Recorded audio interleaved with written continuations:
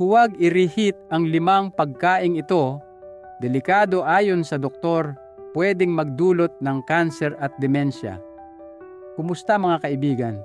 Sabihin nga sa akin, ilang beses ka nang naglabas ng ulam sa ref, diretso microwave, tapos solve na agad ang problema sa gutom. Convenience at tipid ang nasa isip mo, di ba?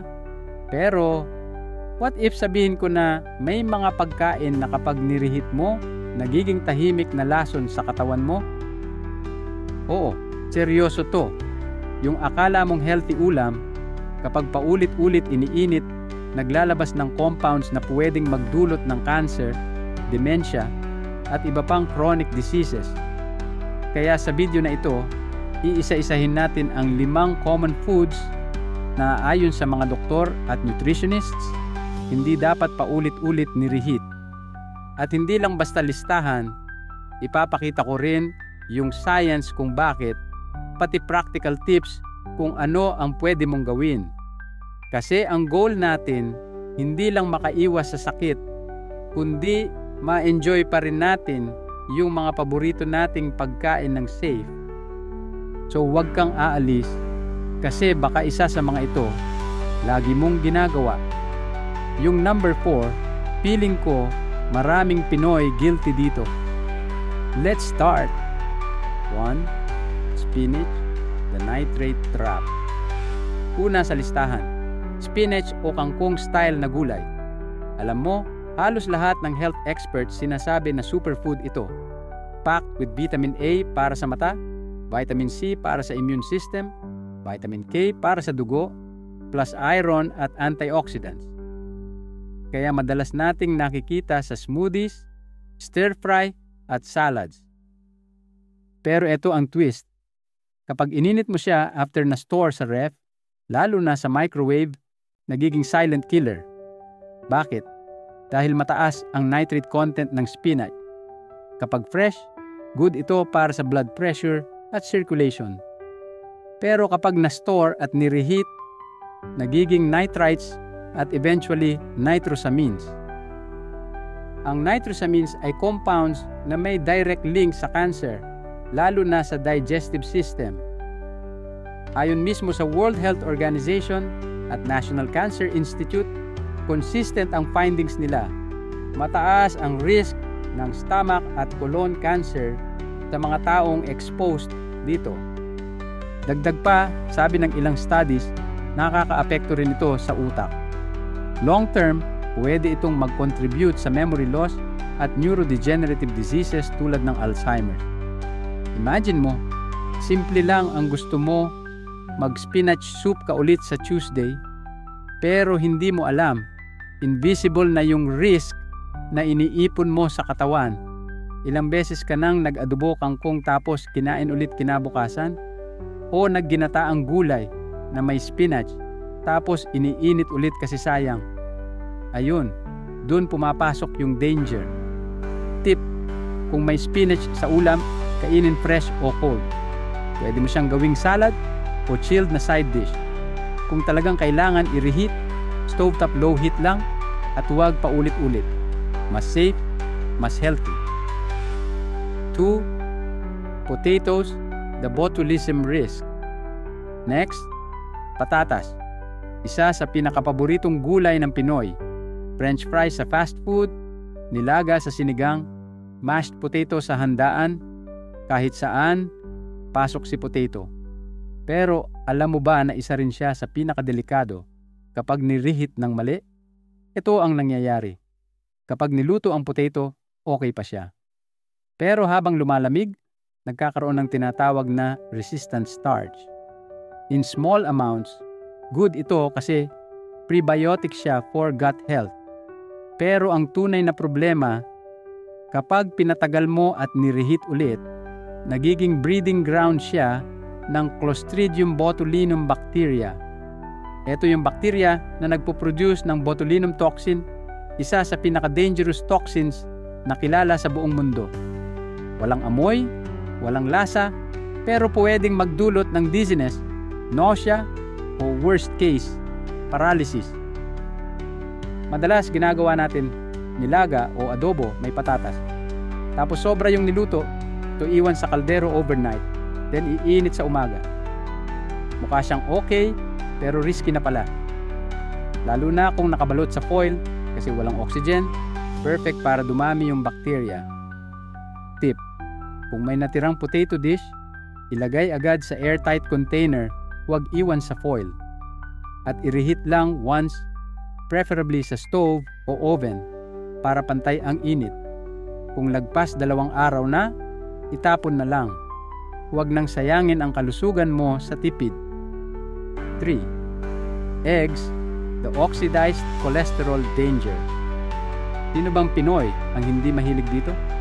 Budget-friendly, high-protein, versatile, pwedeng almusal na pritong itlog, boiled sa baon, o pampadagdag sa ulam. Pero eto ang catch. Kapag nireheat mo, nagiging hazard din. Ganito kasi, fresh cooked eggs equals healthy proteins and choline para sa brain. Pero kapag nireheat, lalo na sa microwave, nagkakaroon ng oxidized cholesterol. Yung oxidized cholesterol na yan nagpo-produce ng compounds na tinatawag na oxysterols. According to research, ito ang nagtitrigger ng inflammation sa katawan. At alam natin na inflammation equals ugat ng halos lahat ng malalang sakit tulad ng heart disease, stroke, at dementia. Nag-boil ka ng 12 itlog Sunday para baon buong linggo. By Wednesday, nag-microwave ka ng isa. Ayun, oxidize na ang kolesterol ng yolk at unti-unting nadadagdagan ang risk sa katawan mo kapag ginagawa mo ito madalas. Tip: kung gusto mong mag-meal prep ng itlog, mas okay kainin cold. Halimbawa, gawin mo siyang palaman sa tinapay, halo sa salad, o diretsong snack. Kung reheat talaga, stovetop low heat lang at huwag iwan ng matagal sa ref. Within 2 hanggang 3 araw, kainin na. 4. Chicken, protein damage and inflammation. Number 4, chicken. Eto na, maraming guilty dito. Kasi sino ba naman ang hindi nagluluto ng malaking batch ng adobong manok o inihaw na chicken tapos itabi for the next day? Convenient, di ba? Pero dito nagtatago ang risk. Ayon sa experts, kapag nireheat mo ang chicken, lalo na sa microwave, nagbabago ang protein structure niya. Nagiging rubbery, mahirap tunawin, at mas prone mag-produce ng AGEs, Advanced Glycation End Products. Ano ang epekto ng AGEs? Chronic inflammation. At ang inflammation, connected sa lahat ng major diseases, arthritis, high blood sugar, heart disease, at dementia. Sunday, nagluto ka ng 1 kilo adobo. Monday, reheat sa microwave para sa baon. Tuesday ulit, microwave pa rin kasi convenient. Hindi mo alam, kada init mo, naglalabas na ng harmful compounds yung manok. Tip: kung may natirang chicken, gawin na lang cold dish, chicken salad, sandwich spread, o wrap. Kung reheat talaga, huwag sa microwave. Use stovetop at low heat para hindi masira ang protein. Mas safe, mas masarap pa. 5. Mushrooms, oxidative stress generator. At last, number 5, mushrooms. Alam natin, healthy sila. May antioxidants, beta-glucans para sa immune system, at low calorie pa. Pero sila rin ang isa sa pinaka-sensitive pagdating sa reheating. Kapag fresh cooked, perfect sila, flavorful, nutrient-dense. Pero kapag in-store tapos ni-reheat, yung proteins nila nagiging harder to digest at yung fats nag-o-oxidize. Resulta, oxidative stress, isa sa main reasons ng aging at memory decline. Gumawa ka ng creamy mushroom sopas o adobong kabute. May natira, tapos ininit sa microwave kinabukasan. Mapapansin mo, watery at rubbery na siya, at minsan, slimy pa. Hindi lang pangit ang lasa, sign na yon na chemically nagbago na siya.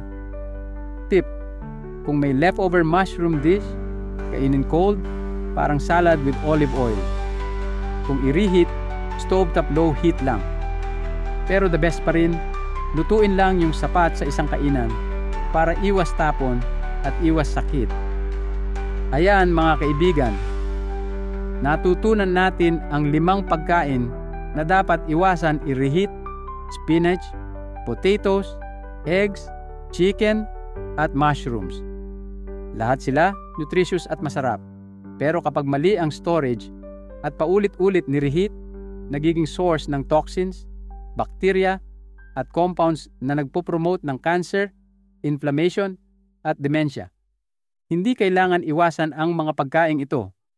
Ang sikreto ay nasa handling at preparation. Mas piliin ang fresh, iwasan ang paulit-ulit na reheat, at laging tandaan, maliit na habit changes ngayon, serious malaking protection para sa kinabukasan ng health mo.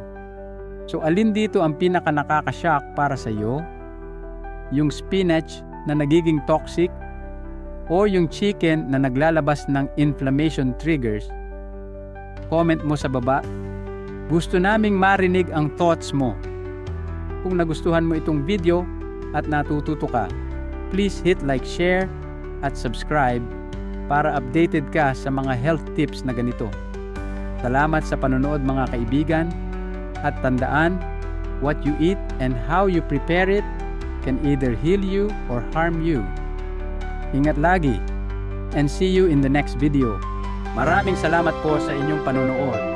Sana ay may napulot kayong aral at inspirasyon. Huwag kalimutang mag-subscribe at samahan kami muli sa susunod na video.